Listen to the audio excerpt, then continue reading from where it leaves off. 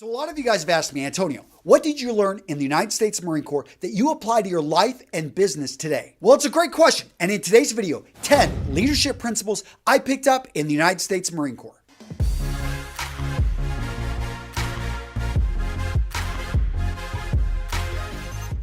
So to start things off, I want to thank the staff and COs, the officers, and the Marines that I had the privilege to lead for teaching me these principles. The first and most important leadership principle I learned is by example. You lead by example, not by telling people what to do. That's a boss. A leader is in front showing people what they're capable of. For me, it's about setting a high standard for myself and then meeting that standard, because when you meet that standard, then you have the right to demand it from others.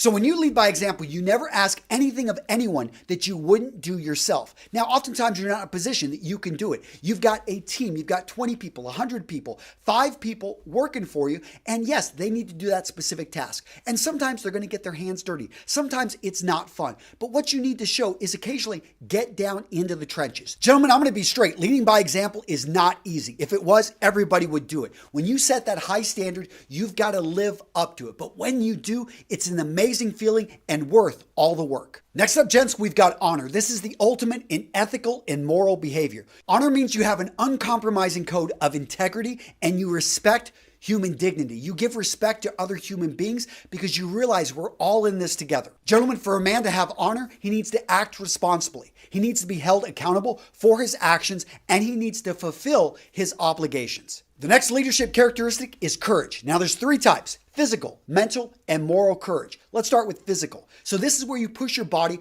beyond what you think you can actually do. So I remember having to throw 70 pounds on my back, take an M16 along with some extra rounds for the mortars. Had to carry this on a forced march of about 25 miles. Very brisk pace. Point is that you can do more than what you think you can do. And when you put yourself in that situation, you realize, hey, most of the problems you face in life, they're just made up by our mind. And you realize that you have the strength to be anything you want. Next up, let's talk about mental courage. And that's when you've got to make a decision. You've got to take action. You don't have all the right information. You haven't slept much. You are under a lot of stress. And guess what? It looks like failure is imminent, but you still got to make a decision. You still have to take responsibility for that decision. And that's what I loved about the Marine Corps, is they put you in all these situations in which it was very tough. And most likely you weren't actually going to make it, but you still had to move forward. You couldn't fall into analysis paralysis. You had to make a decision the best you could with the information you had.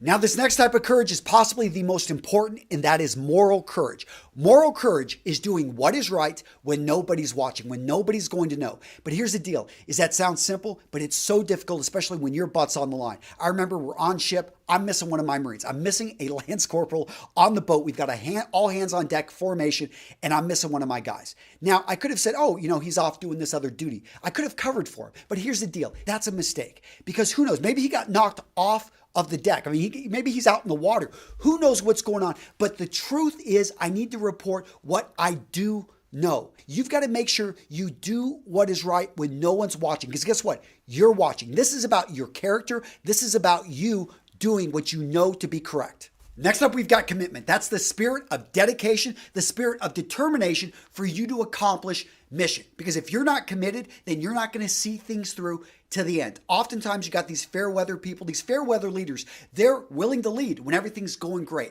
But you want people that are committed, not only to the good times, but to the down times when things are bad. There's this great saying on a poster, and it says, smooth sailing never made a skilled sailor. And that's the same for leaders. You're going to go through the ups and downs, and what's going to get you through is commitment. Next up, a leader should respect history, should respect tradition. Now, I'm not saying you can't change anything, and I'm not saying be a slave to those things. But what I am saying is understand, why are things done in this way? What's the history here? What's the tradition? Because the people in the organization that work this day to day, they've got their reasoning. They're smart people. They set things up in a certain way. And when you change things, people lose their identity. And this is big. In the Marine Corps, it was all about history. It was all about tradition. We understand the parts of the uniform. We understand when our birthday was, when the Marine Corps was founded. 1775, my Marine Corps came alive. And you know what that does? When you know the history, when you understand something, you have respect for it. You just learn to love it. And it's something you're willing to fight for. And that's what you want when you take over a company. You want people that are willing to fight for that company. You want their fighting spirit to help get through what you need to get through. So the next two leadership principles I'm going to talk about are self-reliance and teamwork. And I'm going to actually talk about how they actually work with each other because they seem opposite. But with self-reliance, the Marine Corps had what were known as Marine Expeditionary Units.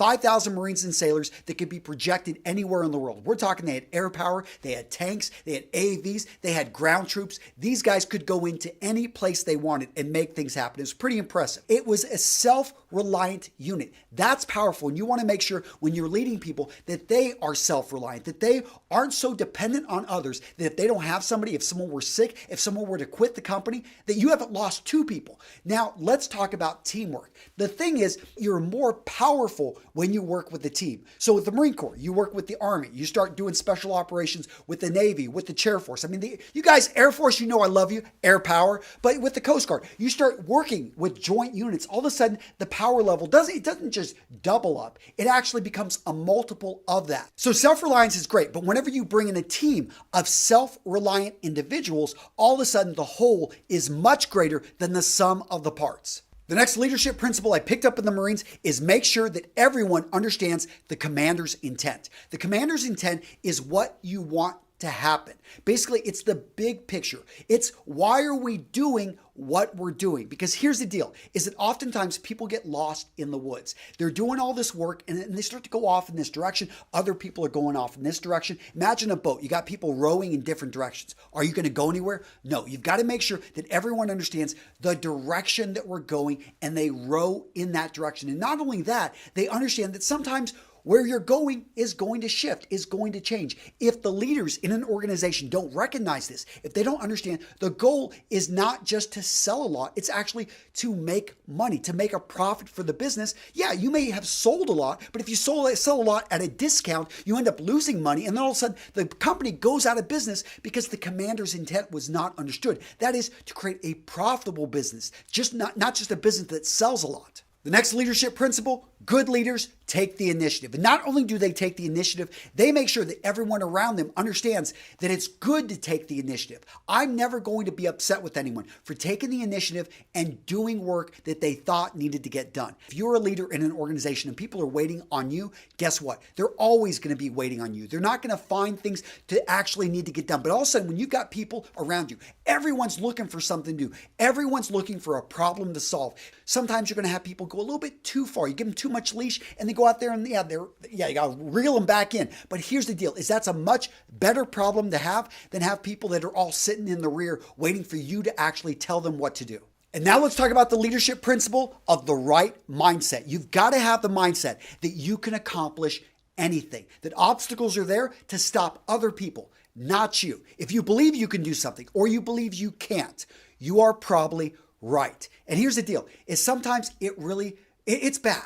I remember one time we had to get into this ice. We had to break the ice on the water before we jump into that mud. And we had to go, it seemed like it was like 100 meters under barbed wire. This was not going to be fun. It was cold. We just gotten out of our warm beds. And I can tell you, this was going to suck. And there was a guy, Lavodi, you know what he said? Embrace the suck. And he's the first one jumping in and he's singing and having fun and screaming going in there. And you know what? We all followed him. That is a leader. When you know you got to do something, it's not going to be fun, but you just do it anyway. And you get through it, you realize, okay, this will be a good story after we're through. You've got to approach things with that mindset because work is called work for a reason. But it's the men and the women that go through this, that make things happen, that are actually at the end of the day are going to stand up and are going to be satisfied with their own accomplishments in life.